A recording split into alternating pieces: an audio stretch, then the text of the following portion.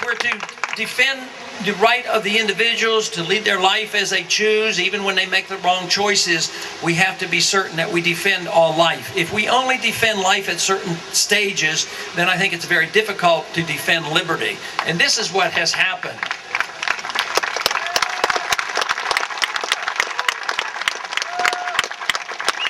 We have gotten careless. It was during my training in medical training, when I was studying to be OBGYN doctor, that abortion was being done, but it was done illegally. And I had an example of a time accidentally walking into an operating room where they were doing this. And they delivered a small baby, a couple pounds, and they pretended that it wasn't alive and yet it was breathing and crying. They put the baby in a basket and turned their backs and didn't do anything. And it was at that time that I knew that something had to be done. Something was going wrong in this country with this total lack of respect for a live human being. And it is so important that we defend life in order to defend our liberties.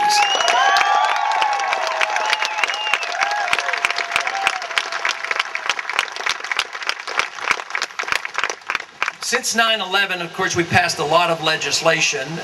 One of the most atrocious pieces of legislation, although championed, unfortunately, by the majority still in Congress, and that is the Patriot Act. I don't think we need the Patriot Act. That bill was brought to the floor shortly after 9/11, within a week or two. And by the way, it had been proposed even before 9/11, so there were always individuals wanting to pass that kind of legislation. The bill was presented to the House just hours before it was debated on. It was a very complex bill, and it passed easily. And when I asked the other members, why did you vote for the Patriot Act? I said, you didn't even have a chance to read it. And they said, yes, but we have this crisis, and the people want us to do something. It's called the Patriot Act, so I had to vote for it.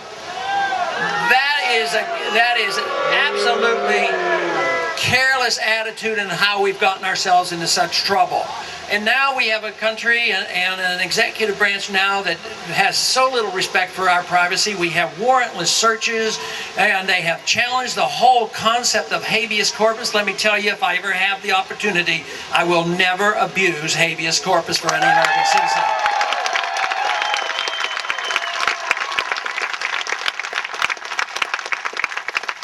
There will be no warrantless searches, and so often they tell us this is so necessary for law enforcement, but they've been doing this for years for people they're looking for to make sure they pay all their taxes, and they have this, to me, a very, very unwise war on drugs. This war on drugs has not worked, and we need to address that someday.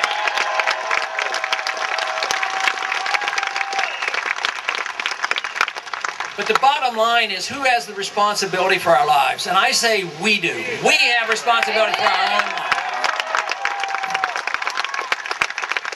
But it also means that if we don't do right, if we do things wrong, then we have to suffer the consequences, whether it's economic harm or physical harm to ourselves. But if we harm other people, then there's a role for government. We can't allow that to happen. We have to respect other people's lives, other people's property. We have to respect the contract. This is what makes the free market and the free system works, if you have respect for others. That is why when you promote freedom, we bring people together, because we're not going to deal with how to run their lives. Our responsibility will be for how we run our own lives.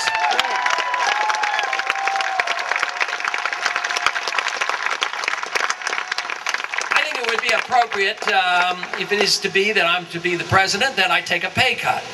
Now the reason is that I don't want to spend any time running your life. I don't want to spend any time running the economy, and I don't want to spend any time running the world. So there.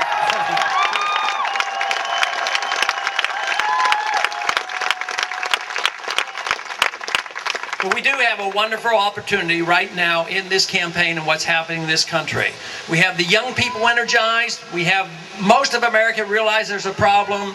Most everybody remembers and knows a little bit about history, about what America is all about, what sound money is about, what contracts are about. This is so different than when there was a collapse in the Soviet system. They didn't have these traditions. So there's every reason in the world to be optimistic about what we can do for ourselves.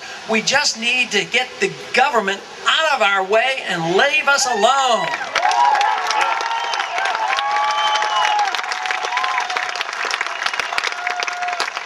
Now, if we expect that to happen, we have to reject in its entirety this whole notion of a national ID card. We don't need that.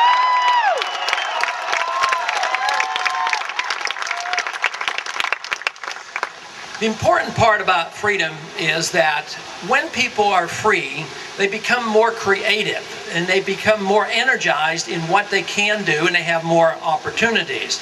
And it is in a free society that we then can strive for what I consider very important, and that is striving for excellence and striving for virtue. That should be what life is all about. But it seems that too many people have been too anxious over these last 50 or 60 years to allow the government to be involved in that. And we can't have government legislating virtue and goodness.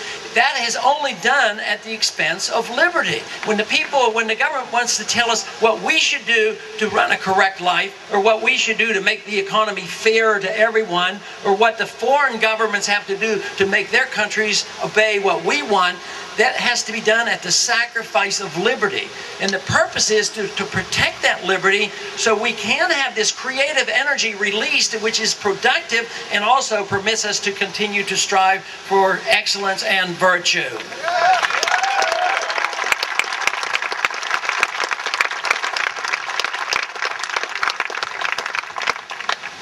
I indeed believe that ideas cannot be suppressed. And as Hugo said, you know, armies can't stop an idea when the time has come.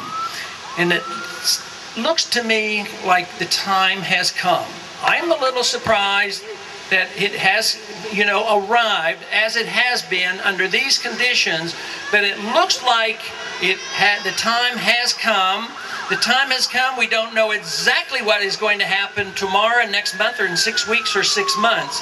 But I do believe very sincerely that the ideas of liberty, which have been quiescent for so many years, and what had driven our country in the early years and what drove our founders, is now alive and well and will never be put to sleep again.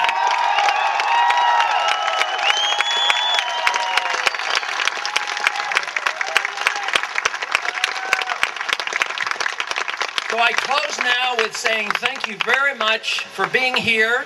Thank you very much for joining this peaceful, very beneficial American Revolution. And let's look forward to working hard and showing those pundits that think that we will not do well, that we do very well next month. Thank you very much.